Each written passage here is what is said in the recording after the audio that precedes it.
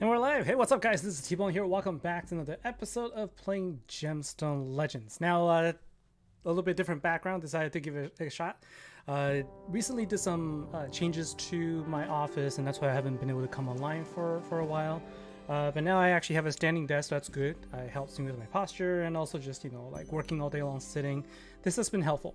Right. So decided to give it a try so that I don't have any more of the green screen background. This is where I work, also where I make my videos. And so one of these days I might actually do a review of the standing desk that I have because it is pretty sweet. And so I quite enjoy it. But anyway, that's not what this video is going to be about. I'm doing a quick stream here. As you can see right now, I am looking at the new heroes for the new faction that is out, which is, I think they call it Far East. So a new faction was introduced just a couple of days ago, and with it, all the new heroes are available right now as well. It is also available in the altar. There's a 20 times more chance of getting Akuma, and 10 times more for getting one of the epics or the rare heroes.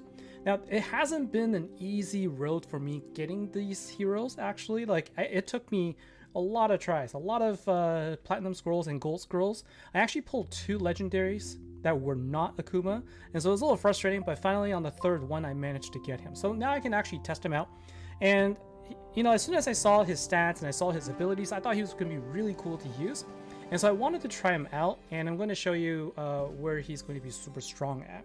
And so if we take a look now, let's go ahead and filter it down to Far East faction. If you take a look at Akuma, so he is all about attack. Okay, so he's going to be dealing damage to a single enemy based on attack value, and at level 10 it goes up to 311%. It also ignores 40% defense, but he does deal damage based on 30% to himself. So he is kind of like Gorak, okay, and he'll have low health, like his health is going to be decreased every time he attacks, but then his attack is going to be increased. So he'll decrease his health and he'll increase his attack instead.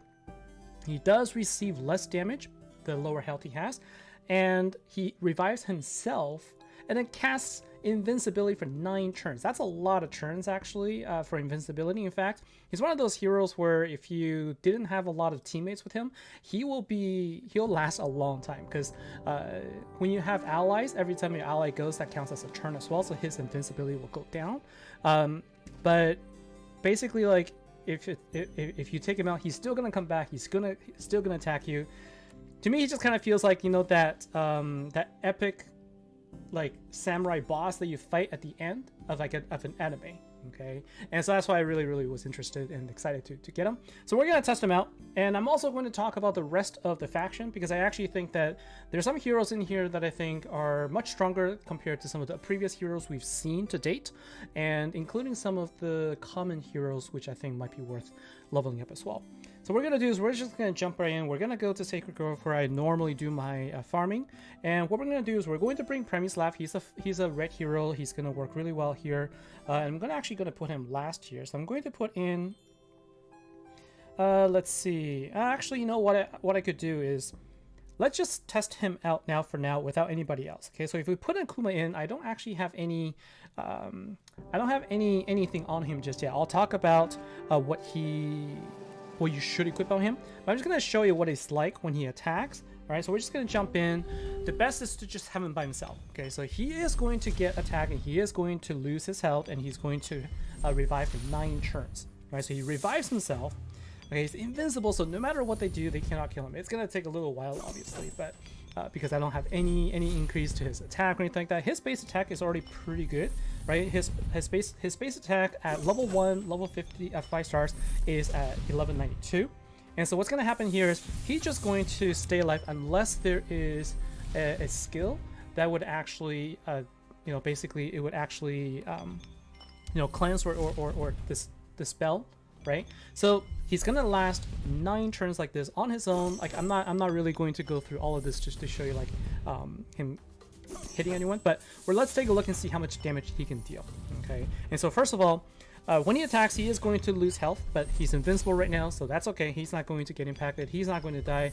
He's got his attack ready to go. He's going to attack the first one, and he's going to deal, 1282, right? That was a critical damage for a single hero, and this is level 1, all right? Level 1, no, you can see, he's completely bare, no equipment whatsoever. And so he's going to be very difficult to deal with if you don't have anyone that has a...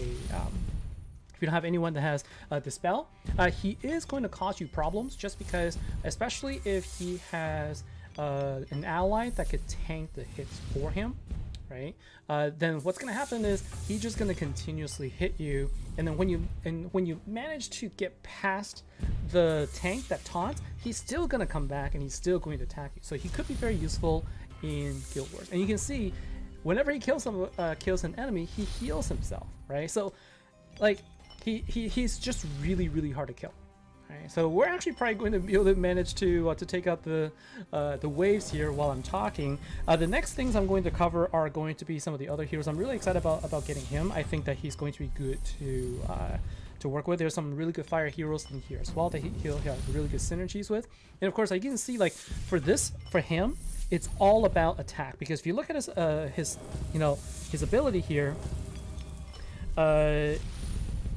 there is increase attack, and he deals damage based on attack, so everything is going to be attack based. So you want to balance his stats with both attack and also critical damage. That's where you're going to get the most benefit. And I think he's probably going to end up well, there's 3 more units remaining. We'll see. I was kind of curious just because at level 1, like, he's not going to be able to deal all that much damage, but he's doing okay, right? There's still 3 turns of invincibility, and he's going to be able to take out that snake. And so there's going to be 2 more enemies remaining, so we're going to be able to take him out, and then it'll go faster now that it's going to be a little bit fewer enemies to go through. And so we haven't had a hero like this where he resurrects and has a very long-term invisibility, and this is just a level 1, and so it doesn't matter whether you level his skill up or not, you're not going to have an increase of the invincibility, but it is pretty nice. Okay, so we need to take him out here. After this turn, we're probably going to lose here unless we can manage to do a really good drop, and that might be it. So we're able to take him out with the last turn remaining, and so that is Akuma in a nutshell. Okay, and so we went on our own, so we managed to get we actually managed to get 20,000 experience, so that's going to level him up pretty well.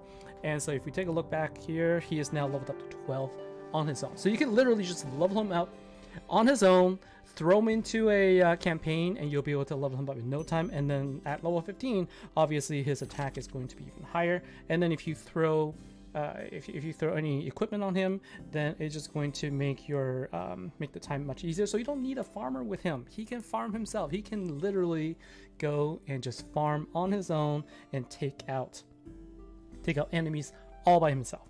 Okay, and the next thing I wanted to take a look at is I wanted to take a look at the rest of the faction, right? So this is the faction here. In fact, let's just go through the lexicon. So then the lexicon, now you'll see there's Far East here. I managed to pull 14 out of 21. The one I didn't get, so I didn't get the last one in the uncommon, and I haven't tried pulling the common ones yet, but I think that one of the uncommons is actually really good. What I'm going to do is I'm going to go through the rest of these units, and I'll talk to you about who I think is the best. So I personally really like two of them the best here. Okay, so see, I don't know how they intended for this name to be pronounced, but I'll say Sia. Okay, and Sia is the blue hero here, and I like her for the AoE damage. You can deal damage to all enemies and inflict poison on them. All right, so cast W, yes. Haven't seen you in a long time. Yeah, so this is, I was just saying, this is my background. This is where I work now, and I decided to try not to use a green screen. See how it works out. Anyways, so venomous Viper Strike. Okay, so you inflict poison. It's just it's just a single stack of poison, but you can inflict on it for 4 turns, so it can last for a while, and you can stack more poison on top of this. So if you play like a debuff style, this is pretty good. She deals decent damage at 240% of her attack. And she also gains increased attack for herself. Okay, so you don't need to pair her with a unit that gains that boosts increased attack, because you can gain it for herself, and because the increased attack can be up to the number of poison status you inflict. The more you can inflict, the more turns it is. So the maximum turns is going to be 5 if you go up against 5 enemies. You do recover mana when you kill an enemy, and then at the last level, you gain you have 1 mana gain. So 20 mana whenever you kill an enemy. So if you can defeat a wave at 5, you basically will be able to reuse it again. So she could also be a pretty good wave clearer. If she recovers 25 mana, it will make it super easy for the regular campaign mode, because there's 4 enemies you deal with. But you can do this in Rift, where you go up against 5 enemies. So if your attack is strong enough and you can kill them all, you will gain 20 mana minimum, right? You can kill them all, you can gain up to 100 mana, and you can activate your skills again. And so it is a quick wave clearer, and because with all the debuffs, you make it a little bit easier. So Cast Up, if you wanted to try this game, take a look in the description of my video. In all of my videos in the description, there's a link that you can click on. So if you click on the link, you'll be able to download the game and get a bunch of free gifts just by playing through the tutorial. So take a look if you're interested, and let me know what you think. So Xia is one of my, I think, a hero I really like. The other one, which I haven't been able to pull yet, is Mei. So I like Mei because she has an incredible amount of increase to her damage, and she can ignore 20% defense. Okay, not quite as high as like some of the others that can ignore 40%, but at 20% with 445% attack for an epic hero, that is pretty strong. She also increases her damage by 25%. So basically, like, of all the damage you can deal, a quarter of it is going to be added to her overall damage if you can have a higher attack than your opponent. And so what you want to do is you just want to add as much attack as you possibly can onto Mia. And she also gains critical damage, right? So she also increases her own critical damage, and when you have an increased critical damage, that's 50% additional, all right? And so when you kill an enemy, you gain critical damage, you get more damage overall in general just by having stronger attack, and you have 1 mana gain at level 7, so it goes up from 18 to 19. So that means if you just give 1 set of caster, you're going to be able to get 20 mana gain, so that you can fill her mana, which is 5 gem matches. And so these two, in my opinion, are my favorite. Okay, and thank you, Cast Company. Enjoy, have fun. All right, so those 3 are my favorite. Then we have the other ones, Bao, which is in my opinion, I personally don't enjoy, well, I don't think it's as strong anyways. The ones that deal damage based on max HP, to me, unless you're able to pair with heroes that also grant additional health, it generally scales slower or lower than the other ones that have, like, attack based on damage based on attack. So not that it's not, how to say, it's not that it's bad, I just think that it might be better for me personally. My preference is to have something that that deals damage based on attack value, because I usually pair them with heroes that also do increased attack. And so Bao does attack based on health, but she does stun, all right? And so if you can critically hit an enemy, you'll stun the enemy, and then when you attack that same enemy the next time, you do have increased damage. And so you're going to notice that quite a few of these heroes in this faction have increased damage based on some condition. And so this actually makes it a little stronger than the previous ones, because increased damage is actually what makes a hero stand out compared to the others. This is how you get more damage overall. So if you notice, like, when you do something against a boss, for example, like, some heroes always does better than the others, that there's a reason why. There is something that's increasing their damage, and this is one of them. Okay, so if you can hit an enemy that's already affected by stun, you're going to get more damage out there. And we have Lei here, who I also have. Again, this one is pretty good. A single enemy, 340. Now, if you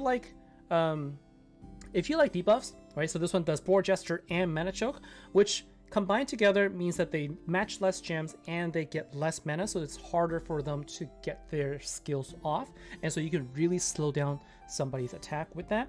And then again, here's another one where you can have your overall damage increase by 45% if the enemy has less than 50 mana. So as long as, so like it's all synergized, right? You make them take less mana gain, and then you attack them with more damage.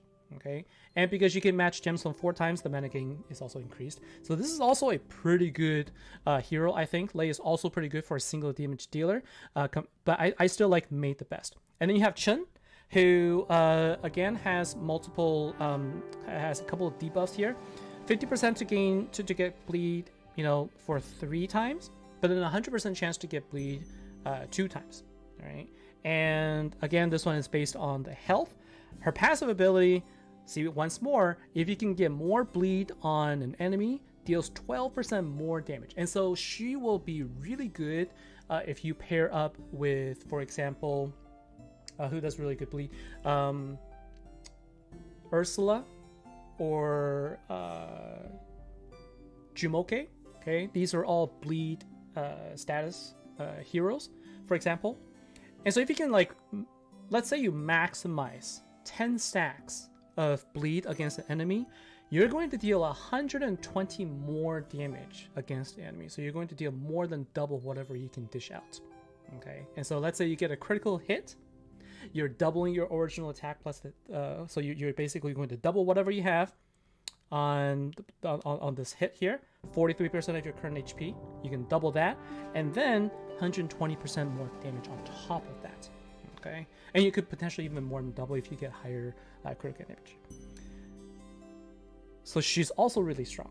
This entire faction, the epics, are all really good. My personal favorites, Mei and Xia, but all 5 of these are really good. Come William D, if you pull Lei and you think with Esmeralda they'll make a really good combo, we can definitely give that a try as well. I think that's pretty cool. Now, the rare heroes, these are all supports and healers. I'm not huge fan of the healers. The last set of the rare healers I felt were just okay, but I think out of all of those, Pak is probably going to be, there are 3 that I'm actively leveling up right now, so Pak is, I think, probably the best out of the bunch because of the recovery and the negative status removal. And again, you can, you continue to remove negative status whether you kill an enemy or not. Okay, so that's something that can help. Ong is pretty good as well. Ong restores mana. Okay, so anytime you can restore mana to your allies, and this one restores to all other allies, so that's going to make them stronger. And the critical damage increase is also going to be very helpful. So between those two, I think Ong and Pak, between what you like, depends on what you need, they're actually pretty good.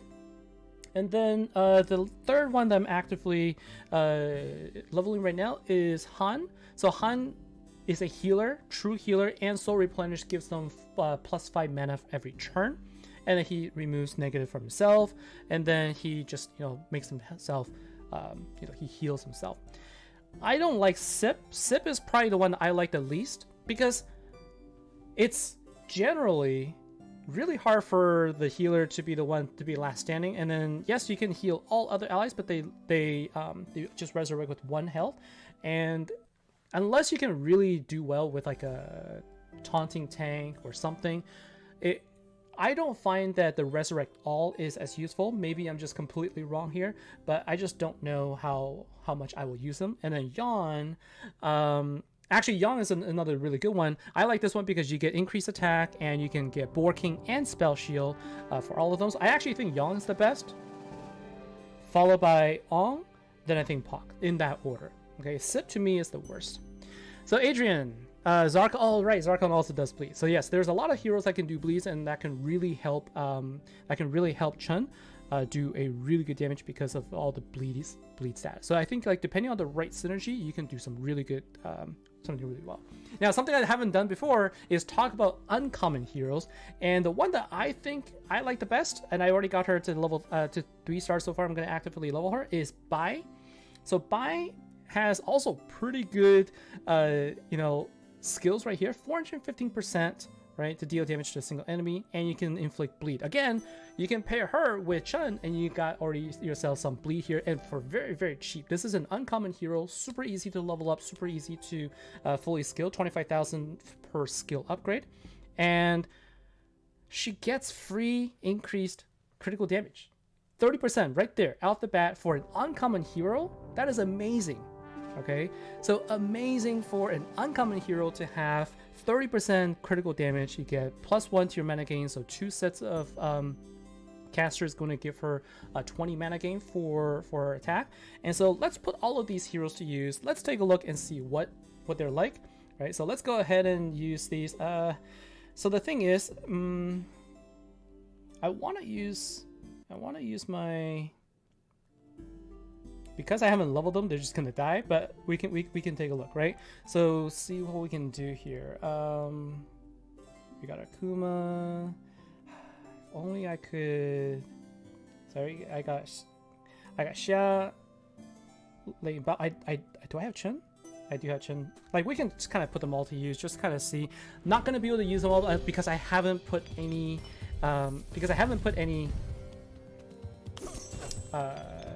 I guess I could probably use this stream. I'll probably just level them up using XP dummies, just so we can actually see them in action. Because right now, like, this is not going to be useful. Like, I was like going in here, I was like, oh, let's try and see how they do. But they're not really going to do anything. The only one that's actually going to do anything is going to be Lei, because she is a dark hero, and so she is going to be skipped by everyone. And I guess this is not too bad, because what we're going to do is we're going to have Akuma basically tank all of the hits, never gonna die, and then Lei's gonna be able to deal her damage. And so remember what she does is she deals damage to a single enemy, board jester, mana choke, and increased damage if she has higher attack value. Now the thing with her attack value is she's just 744, so it isn't quite high compared to the others. Like, if we take a look at like their attack, it doesn't show here, so I don't know how much attack they do. But let's take a look and see what we can do with Lei here.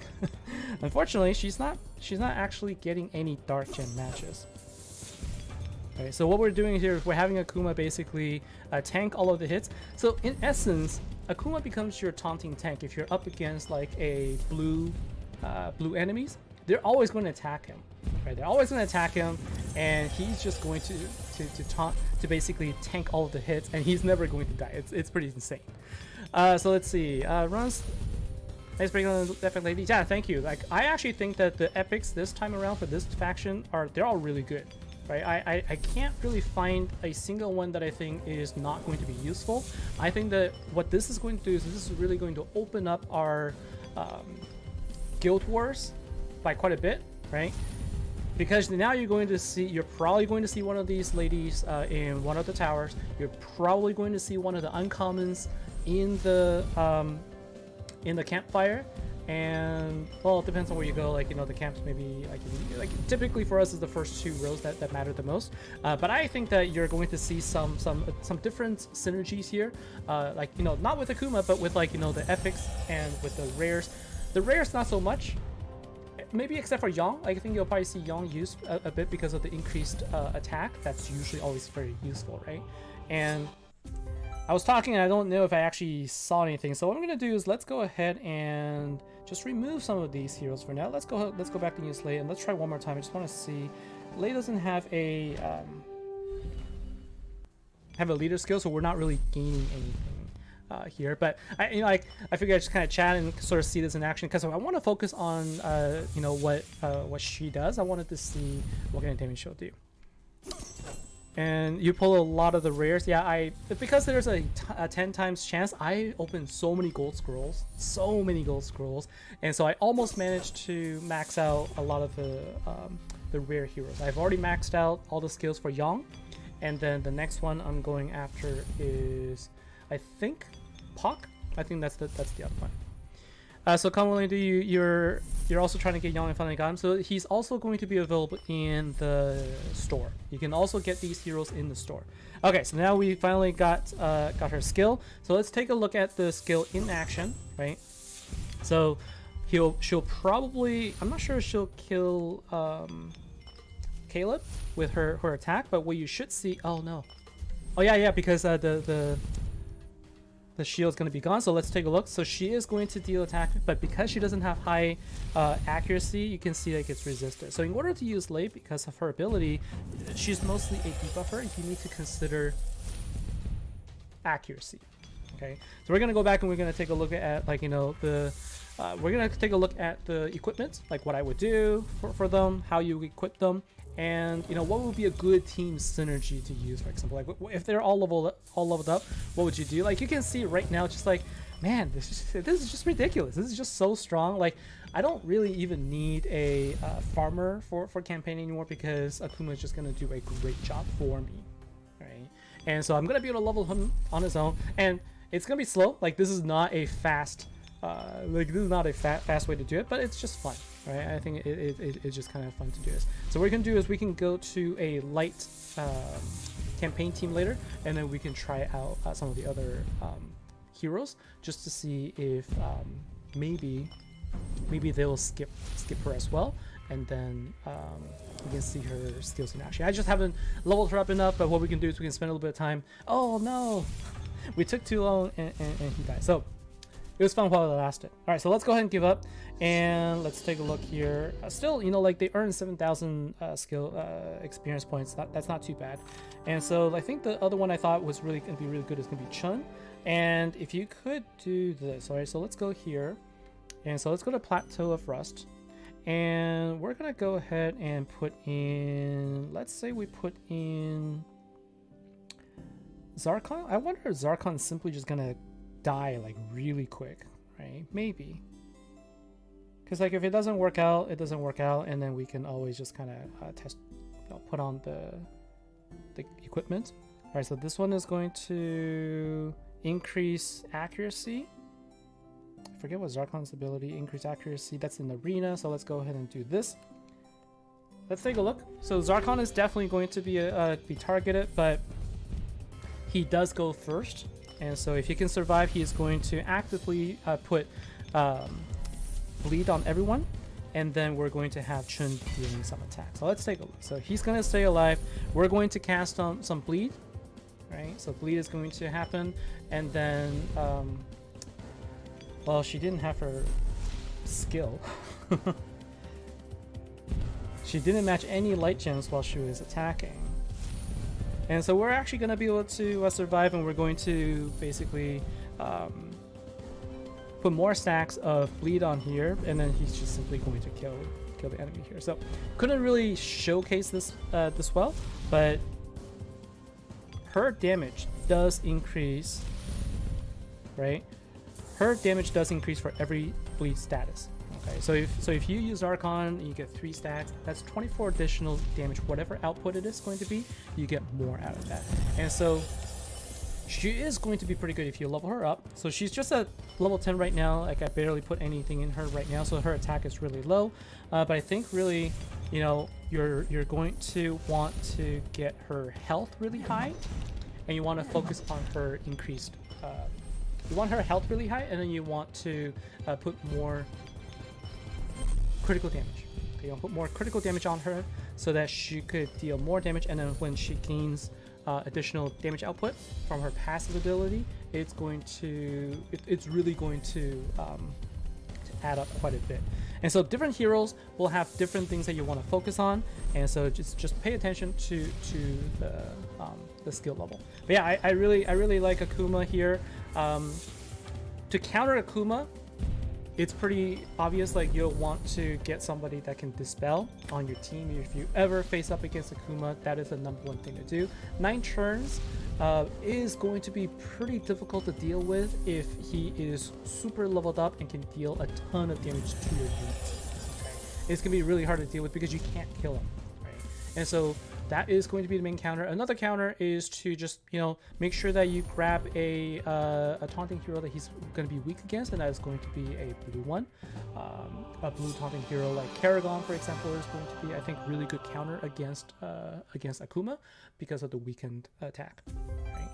Right? So let's see. Latimer's Zarkon does poison and not bleed. Is it not? Is it poison? I'm sorry. He is poison. My bad. I thought it was bleed. So I was saying earlier, bleed definitely Ursula definitely does bleed, and Jamoke definitely does bleed. This is one of those things where on my Discord server, I actually have a bot that tells me who does bleed. And so Ursula, for example, does bleed with her. Can I use her? I guess I could. I actually leveled up Ursula. So let's try one more time and see maybe that will work out a little bit. So let's try this one more time. Let's take out Zarkon and let's put in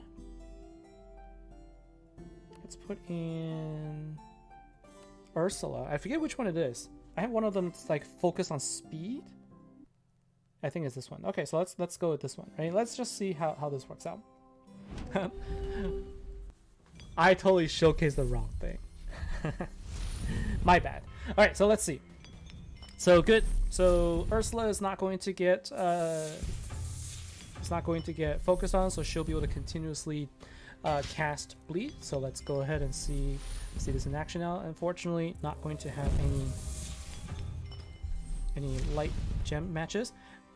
She is up, like Chun is up against a light hero, so her overall damage is going to be weaker, but here is an example of a synergy, right? So Ursula will continuously be able to cast bleed. She'll also deal damage to everyone, so she's actually pretty strong in her own right. And with 2 stacks of bleed, that's going to be 16% additional damage to whatever Chun can do. Gladiosa does single bleed. Yeah, all of these heroes, I do have them as well. I could showcase them. But I think that I think I got the point across. But thank you for the correction there. I definitely used the wrong hero. I didn't want to confuse people. Zarkon is poison, not bleed, and you have other options for bleed for sure. And within the faction, there are also other heroes that can inflict bleed, so it all sort of works out in terms of synergy. All right, so let's go ahead and finish this matchup, and then what we'll do is we will take a look and see what you could do with these heroes in terms of equipment. All right, so let's see, we get a 5-star one. We'll sell it because it's just a common, right? So let's go ahead and go into this faction. I actually really like this insignia here, right? It's basically 2 kois in here. And the interesting thing is, though, the naming convention of some of these heroes, you would think that it's all like Japanese based, but a lot of these names are actually not very Japanese based. So I think that's why they just call it Far East, right? So it's like, it covers multiple different countries. So anyways, with Akuma, it's going to be all about, getting attack value. So Akuma doesn't have any debuff, so you don't have to worry about any accuracy whatsoever. So it's all about attack, and you want to balance your attack with high critical damage, right? But the higher attack he has, the more damage he can deal. So I think there's going to be a balance. You want to get your critical rate to be about 100%, 150% to be ideal, but you definitely want to focus on these 2. Health-wise, I think, any additional health that's going to help him survive a little bit longer is going to be useful. But I think that, he's one of those heroes where you really just want him to focus more on his attack more than his health. I think with him, he's probably okay if you don't throw as much health in him, just because of his resurrection that he can do.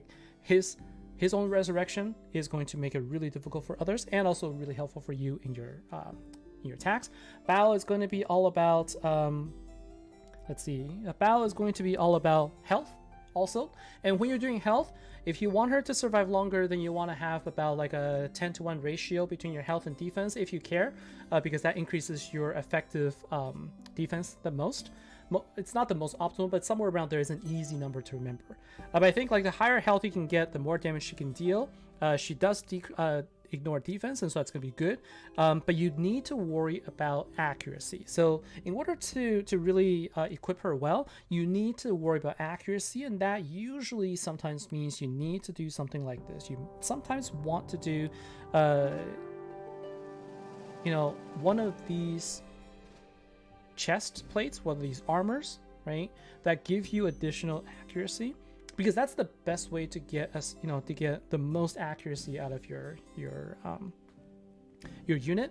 And so that does mean a sacrifice to her health, and so that is going to be, that that's going to be sort of the balance, right? How much accuracy do you need? Keep in mind that she's not going to be useful against any raid bosses because they're completely immune to stun. So this is going to be just purely against waves, campaign, and arena.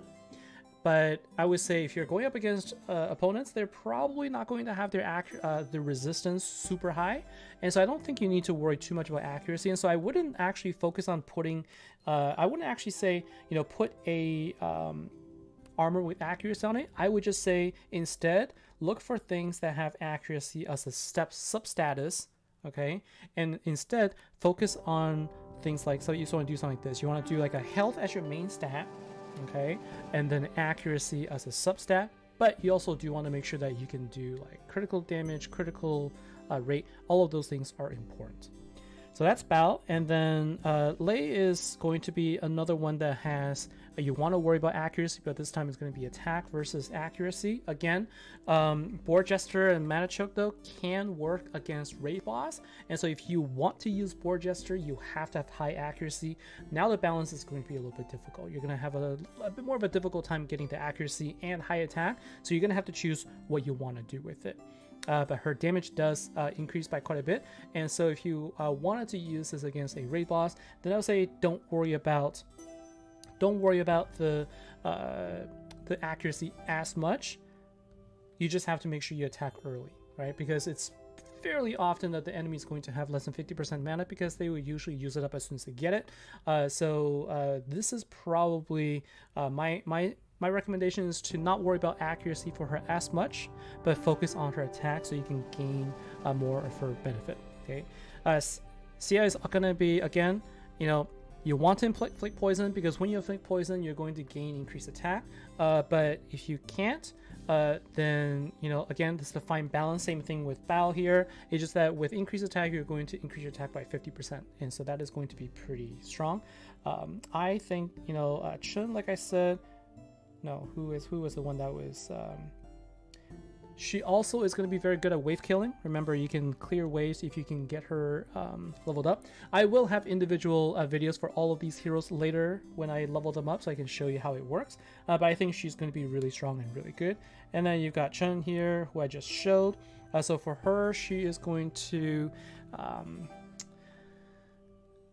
be easier because you just really need to worry about health and accuracy. You probably do want some accuracy on her because you want to inflict the bleed because of the increased damage that you're going to be able to get, right? 12% for every bleed status is pretty huge, unless you can pair her with somebody who already focuses on bleed, right? So depends on the synergy you want to go with. And then the last one is which I don't have, is going to be Mei, right? And Mei is going to be the one that I think it's just attack, full on attack, take advantage of 445% attack for her, and more attack means more damage, and you get critical damage when you can kill an enemy. She's all about like pure attack, single enemy, worry about nothing else, just focus on attack value, get her critical damage high, and go after your enemy. Okay. And so that is going to be, for the epic heroes. For the rares, I'm just gonna go with Young here. I'm just gonna go with my recommendation. If you get Young, he's worth leveling up because he can give you increased attack for all of your allies. Okay, even if it's just 50% for Board King and Spell Shield, that is still really good when it lands. Okay, and so you don't need accuracy for this. You don't need anything else. You just want to make sure that he can survive. So you want to put health and defense on him. Okay, and this is where like 10-to-1 balance is going to be really helpful. He's going to make your heroes stronger. Okay, and mana gain increased by 1 means that just a single caster set is going to allow him to get to 25 mana gain. You want him to cast as often as possible, and so what I would do, let's go and do this exercise right now. I'm going to level up Young. I'm not going to level up. I'm going to I'm going to now do a live session of, actually getting his equipment. You can see I've already maxed out his skills because I think it's going to be really useful. For him, when I put on his equipment, is going to be the first thing I'm going to look at is I'm going to look at health. Okay. And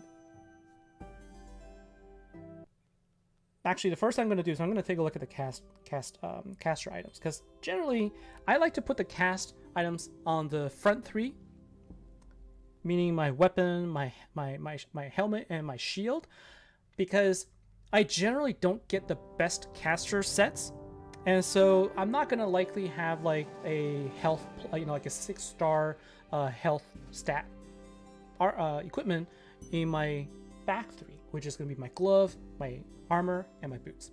And so generally, like, and then with like these front 3, it's okay if they're not 6 stars. It's actually okay, right?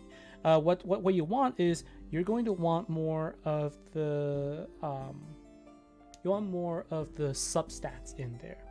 And so in this case, like, we can kind of like, I can actually get something with 20% attack, but I'm not really going to be worried about attack here. I'm going to worry more about health. And so what I can do here now, I can take a look here and I can say I want a caster item and I want more of like a health substat. And I actually have quite a few. I have this one that gives me 6% health. I can increase it more.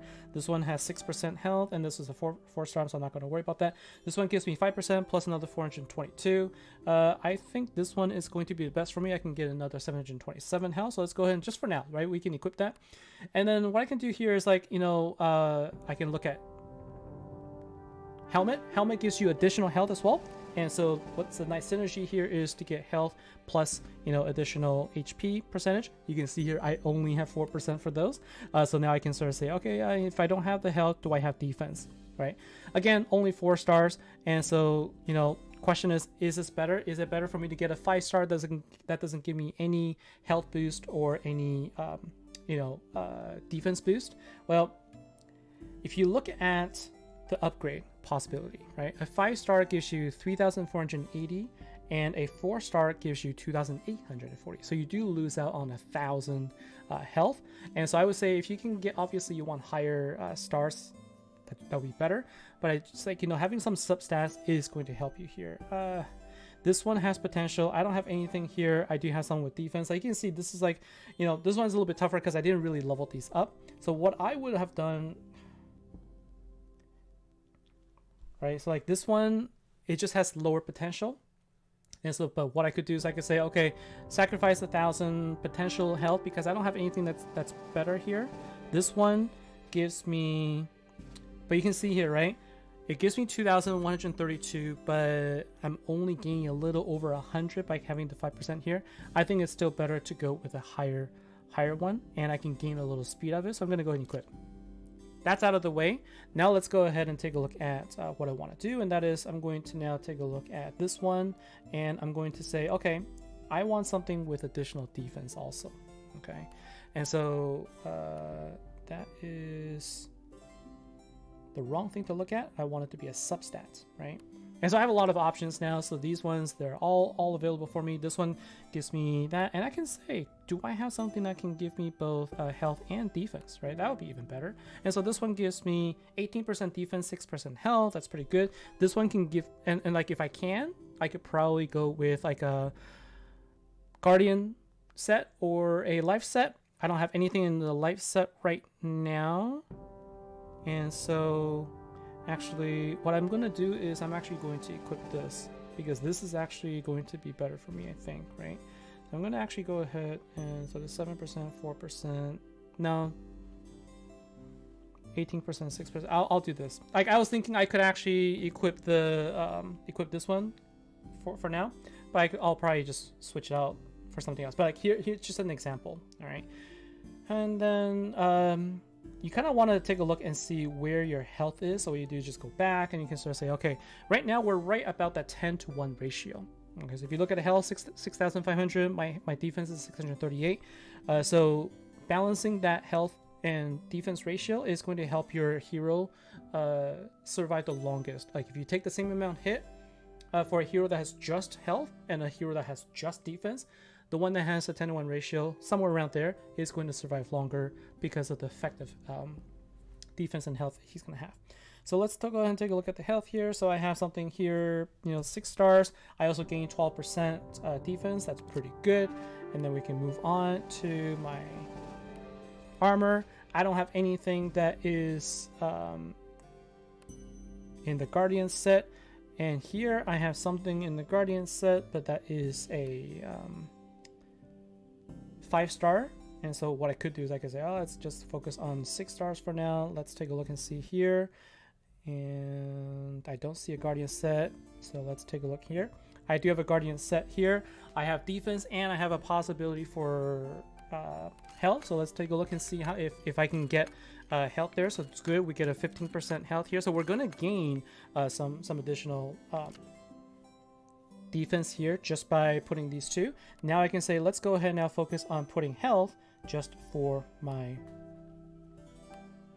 And it looks like I don't have any 5 stars. I don't have any 6 stars that has health.